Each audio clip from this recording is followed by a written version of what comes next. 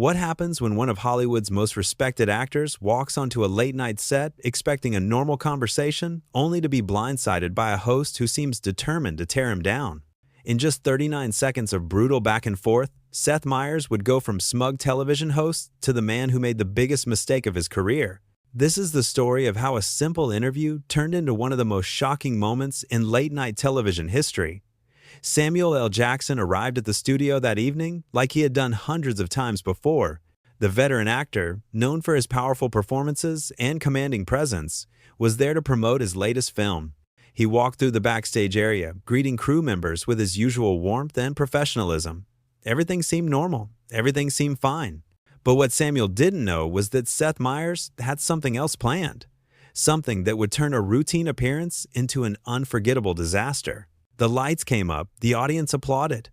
Samuel walked out onto the stage with that confident stride everyone recognizes, waving to the crowd as they cheered. He sat down in the guest chair, adjusted his jacket, and smiled. Seth leaned back in his host chair with a grin that seemed just a little too wide, a little too pleased with itself. "Samuel L. Jackson, welcome to the show," Seth said, and the audience clapped again. "Thank you for having me," Samuel replied, his voice steady and genuine. The first few minutes went normally enough. They talked about the weather, about New York, about how the film industry had changed over the years. Samuel answered every question with thoughtfulness and humor. The audience was engaged, laughing at the right moments, listening intently when he shared insights about his craft. But then something shifted. Seth leaned forward and his expression changed. The friendly smile disappeared, replaced by something colder, something that made the atmosphere in the studio suddenly feel different. "You know, Samuel," Seth began, his tone taking on an edge that hadn't been there before. "I've been thinking about your career lately." Samuel nodded politely, not yet sensing what was coming. "Oh yeah?" "Yeah," Seth continued, and now there was definitely something off about his demeanor. "And I have to ask, do you ever feel like you've just been playing the same character over and over again for the past 20 years? The audience went quiet. You could feel the shift in energy, the sudden tension that filled the room. Samuel's expression didn't change much, but there was a flicker in his eyes, a moment where you could see him processing what had just been said. "I'm sorry, what?" Samuel asked, his voice still controlled but with a new quality to it, something harder underneath. Seth didn't back down. In fact, he seemed to lean into it even more. "I mean, come on, the angry guy who yells a lot, the tough guy with the attitude. Don't you think audiences are getting a little tired of the same thing?" Samuel sat back in his chair, and now everyone in that studio knew something was wrong. This wasn't playful banter. This wasn't the kind of teasing that happens between host and guest on these shows. This was something else entirely. "That's an interesting take," Samuel said slowly, his words measured and deliberate.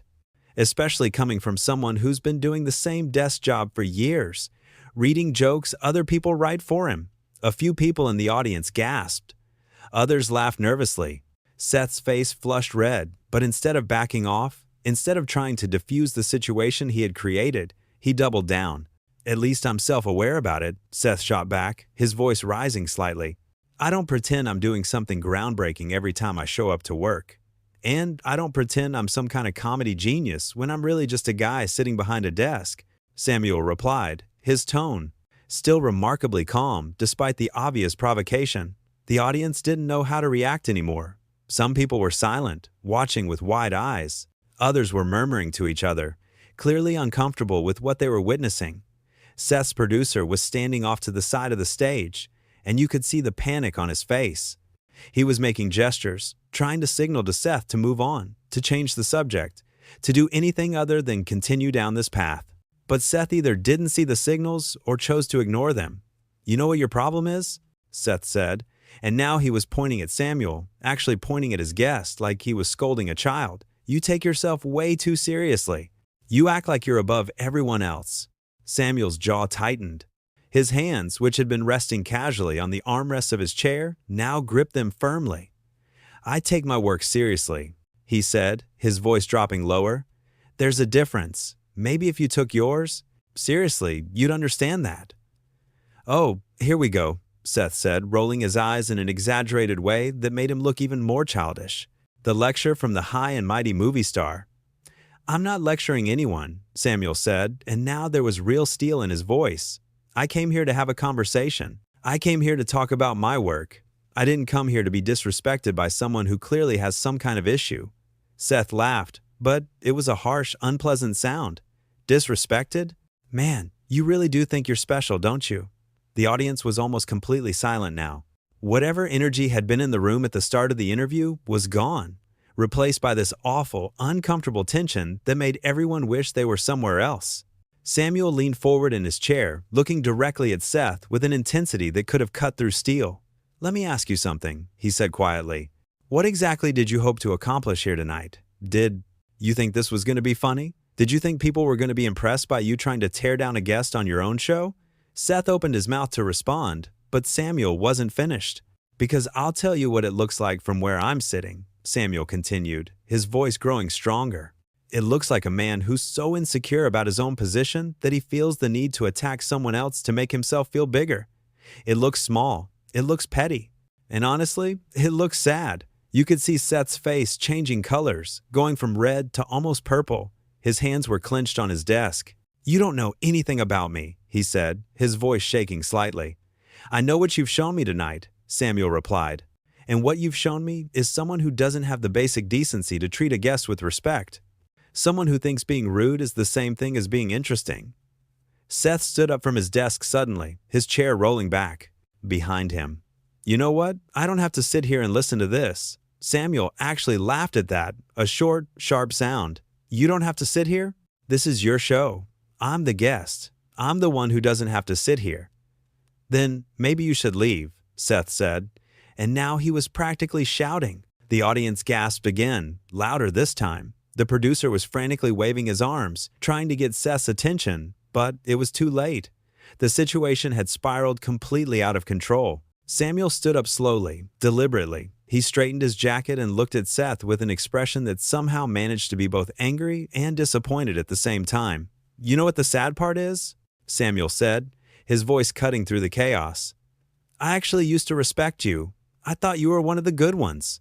Someone who understood that this job is about making people feel good, about having interesting conversations, about bringing some light into the world." He paused, shaking his head slowly. "But what you did tonight," Samuel continued, "what you chose to do for whatever reason, that's not entertainment. That's not comedy. That's just cruelty dressed up as television." Seth's mouth opened and closed, but no words came out. He looked like he wanted to say something, wanted to defend himself, but he couldn't find the words. And maybe, somewhere deep down, he was beginning to realize just how badly he had messed up. Samuel turned to face the audience. "I apologize to all of you," he said, his voice sincere and clear. "You came here tonight expecting to have a good time, and instead you had to witness this. You deserve better than what happened here." The audience started applauding, slowly at first, then building into genuine, sustained applause. They were applauding Samuel, showing their support for him, making it clear whose side they were on. Samuel nodded to them, a slight smile on his face despite everything that had just happened. Then he turned back to Seth one more time. "I'm going to leave now," Samuel said calmly. "Not because you told me to, but because I have too much respect for myself to stay somewhere I'm not respected." "Wait," Seth said finally, and now his voice sounded different, smaller somehow. "Samuel, wait." But Samuel was already walking toward the exit. He moved with dignity and purpose, his head held high, not rushing, but not hesitating either. He knew exactly what he was doing. Seth called after him again. "Come on, man, don't be like this. We can talk about it." Samuel stopped at the edge of the stage and turned back one final time. "We could have talked about it," he said. "We could have had a real conversation, but you chose something else. You chose to be hostile and disrespectful. And now you have to live with that choice." The crew members were frozen in place, cameras still rolling, capturing every moment of this unprecedented situation. Some of them looked shocked. Others looked like they were trying not to smile, like they were secretly pleased to see someone finally call out behavior they'd witnessed before but never seen challenged. Seth had sat back down in his chair, and now he looked lost. He looked at his notes on the desk, then at the audience, then at the cameras, as if searching for some way to salvage this disaster. But there was no salvaging it. The damage was done. Samuel walked through the backstage area with the same confident stride he'd entered with, But now there was something else too. There was the satisfaction of someone who had stood up for himself, who had refused to be treated poorly, who had drawn a line and meant it. Crew members stepped aside as he passed, and several of them nodded to him with clear respect. One camera operator actually gave him a subtle thumbs up. Even the people who worked on the show, who relied on it for their livelihoods, seemed to recognize that Samuel had been in the right. Back on the stage, Seth was trying to address the audience, trying to explain what had just happened, but his words came out jumbled and defensive. "Look, I was just trying to have some fun," he stammered. "I didn't mean for it to go like that," but the audience wasn't buying it. You could see it in their faces, in the way they sat with their arms crossed, in the absence of the usual supportive laughter or applause. They had seen what happened. They had heard every word, and they had made their judgment. "We're going to take a quick break," Seth said desperately, and the cameras cut away. Meanwhile, Samuel had reached his dressing room. He gathered his belongings quickly and efficiently. There was no drama in his movements, no throwing things around or slamming doors. He simply collected his items, checked to make sure he had everything, and prepared to leave. A production assistant knocked on the door tentatively. "Mr. Jackson?" The producer was wondering if you might consider, if maybe you'd be willing to come back and finish the interview. Samuel looked at the young man with kind eyes. This wasn't the assistant's fault, and he clearly knew it. "Tell the producer thank you for the thought," Samuel said gently, "but no. What happened out there? That's not something you can just smooth over with a few more minutes of airtime." The assistant nodded, looking relieved that Samuel wasn't taking his frustration out on him. "I understand, sir, and for what it's worth, I thought you handled that with a lot of class." Samuel smiled slightly. "I appreciate that. Take care of yourself." As Samuel left the building, stepping out into the night air, there was a small crowd of people who had heard what was happening. Some were staff members on break. Others were audience members who had left during the chaos. They started applauding as Samuel emerged. He waved to them, acknowledging their support, and headed to his car. Behind him, inside that studio, Seth Meyers was facing the reality of what he had done. The segment would have to be heavily edited or perhaps scrapped entirely. The audience that had witnessed it would tell their friends and family. Word would spread. But Samuel L. Jackson walked away from it all with something more valuable than a completed television appearance. He walked away with his dignity intact, with the respect of everyone who had witnessed what happened, and with the satisfaction of knowing he had stood up for himself when it mattered. The drive back through the city gave Samuel time to reflect on what had happened. He thought about all the interviews he'd done over the years, the hundreds of conversations with hosts and journalists and reporters. Most of them had been good experiences. Most had been respectful, interesting exchanges where both parties brought something to the table. What made tonight different wasn't just that Seth had been rude. It was the deliberate nature of it, the way he had clearly planned to ambush his guests with provocative comments designed to get a reaction. It was the entitled attitude, the assumption that being a host gave him the right to treat guests however he wanted. Samuel had dealt with difficult interviews before. He'd faced tough questions, challenging topics, moments where he had to think carefully about his responses.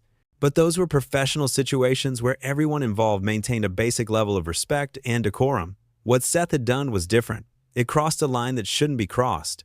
As he drove, Samuel's phone started buzzing with messages. Word was already getting out. Fellow actors were reaching out, expressing support and outrage at what had happened. Industry friends were asking if he was okay, if there was anything they could do. Even people he hadn't talked to in years were sending messages of solidarity. He didn't respond to most of them yet. He'd address it all later when he had time to properly collect his thoughts.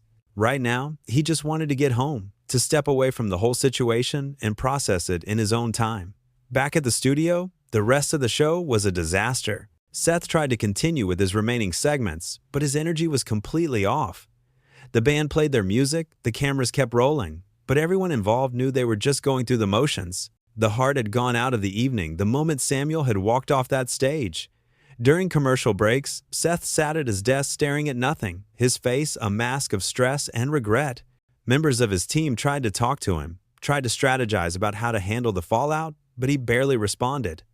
He was replaying the interview in his mind, probably wondering what he had been thinking, why he had chosen to go down that path. The truth was that Seth had made a calculation. He had thought that being edgy, being provocative, pushing boundaries would make for memorable television. He had thought that, Audiences would appreciate someone who wasn't afraid to challenge even the biggest stars. He had thought he could get away with it. He had been wrong on every count. When the show finally ended, when the last segment wrapped and the cameras stopped rolling, Seth remained at his desk while the crew packed up around him. Usually, he would be energetic after a show, talking with staff, reviewing what went well and what could be improved. Tonight, he sat in silence. His head writer approached cautiously. "We need to talk about what we're going to do with that footage," she said quietly. Seth looked up at her, and she could see how shaken he was. "I don't know," he said. "I honestly don't know. We can edit it," she suggested. "Take out the worst parts. Make it look less confrontational." But even as she said it, they both knew it wouldn't work. Too many people had been in that audience. Too many crew members had witnessed it. You can't edit away something that dramatic, something that real. People would talk. The story would get out, and any edited version would just make them look worse, like they were trying to hide what really happened. Meanwhile, Samuel had arrived home. He poured himself a drink and sat down in his living room, finally allowing himself to fully process the evening. He wasn't angry anymore, not really. Anger required energy, and he wasn't going to waste his energy on Seth Meyers. What he felt was disappointment. Disappointment that someone in Seth's position, someone with a platform and influence, had chosen to use it that way. Disappointment that the basic standards of respect and professionalism had broken down so completely. But he also felt something else. He felt proud. Proud that he had stood up for himself, that he hadn't just sat there and taken it. For too long, the culture of celebrity had created this dynamic where famous people were expected to endure all kinds of treatment just because they were in the public eye. They were supposed to smile through insults, laugh off disrespect, play along with whatever the host wanted because that's what being a good sport meant. Samuel had rejected that entire framework. He had said no. He had drawn a boundary and enforced it, and in doing so, he had sent a message not just to Seth Meyers, but to everyone in the industry. There are limits. There are lines you don't cross. And if you cross them, there are consequences. His phone buzzed again. This time it was a text from a fellow actor who had been on Seth's show a few months earlier. "I saw what happened tonight," the message read. "Thank you for doing what I wish I'd had the courage to do. He was terrible to me too, but I just sat there and took it." "You're a class act." Samuel stared at that message for a long time. It confirmed what he had suspected, that Seth's behavior tonight wasn't an isolated incident. It was part of a pattern, a way of operating that had probably been going on for a while. And maybe, just maybe, what happened tonight would finally put a stop to it. He texted back a simple response. "You have nothing to be ashamed of. We all handle things the way we need to handle them in the moment. Take care." The next morning would bring a whole new wave of attention and coverage. Think pieces would be written, debates would rage on social media, people would analyze every word of the confrontation, every gesture, every facial expression. Some would defend Seth, arguing that celebrities need to be able to take criticism. Most would side with Samuel, recognizing that what happened went far beyond legitimate criticism into personal attack. But that was all tomorrow's problem. Tonight, Samuel L. Jackson sat in his home, comfortable in the knowledge that he had handled a difficult situation with grace and strength. He had been tested, and he had passed that test. In the studio, the cleaning crew was putting things back in order, sweeping the floors, arranging the chairs. The space that had been so full of tension and drama just hours earlier was now quiet and empty. But the energy of what had happened there lingered, like a ghost haunting the set. Seth had finally left the building, slipping out a back entrance to avoid any remaining onlookers. He got into his car and drove home in silence, not even turning on the radio. The full weight of what he had done was beginning to sink in, and it was heavy. He thought about his career, about how hard he had worked to get to this position. He thought about all the other hosts out there, the competition for viewers and ratings. He thought about how he had convinced himself that being provocative was the same thing as being interesting, that pushing boundaries was the same thing as being brave. And he thought about the look on Samuel L. Jackson's face when he had stood up to leave. Not anger, not hatred, just profound disappointment. That look would haunt Seth for a long time to come. The interview that was supposed to be a routine promotional appearance had turned into something that would be talked about for years. It had become a defining moment, a case study in what happens when ego and entitlement override basic human decency. Samuel L. Jackson had come to that studio as a guest, expecting the standard courtesy that any guest should receive. Instead, he had been confronted with hostility and disrespect. And he had responded not by stooping to that level, not by engaging in a shouting match or making personal attacks, but by simply refusing to participate any further. It was a masterclass in maintaining dignity under pressure. It was a demonstration of what real strength looks like. Not the aggressive, confrontational posturing that Seth had engaged in, but the quiet confidence of someone who knows their worth and refuses to compromise it. The cameras had captured it all. The microphones had recorded every word. And now that moment existed, preserved forever, a testament to the importance of treating people with respect regardless of who they are or what position you hold. As the night wore on and the city settled into its usual rhythms, two men processed the same event in very different ways. Samuel L. Jackson rested easy, secure in his choices and his actions. Seth Meyers lay awake, replaying the evening over and over, wondering how it had all gone so wrong, knowing that tomorrow he would have to face the consequences of his decisions. The show would go on, as shows always do. There would be other guests, other interviews, other episodes. But this night, this particular collision of egos and expectations would stand out. It would be remembered not as entertainment, but as a cautionary tale. What happens when you forget that your guests are people who deserve respect? What happens when you let your ego convince you that being provocative is more important than being decent? What happens when you push too far and cross a line you can't uncross? The answer had played out on that stage for everyone to see. And Samuel L. Jackson had shown the world how to respond to such treatment with class, dignity, and unwavering self-respect. He had walked away when staying would have meant compromising his values. He had spoken his truth when staying silent would have been easier. And in doing so, he had reminded everyone watching that no platform, no show, no host is important enough to justify accepting disrespect.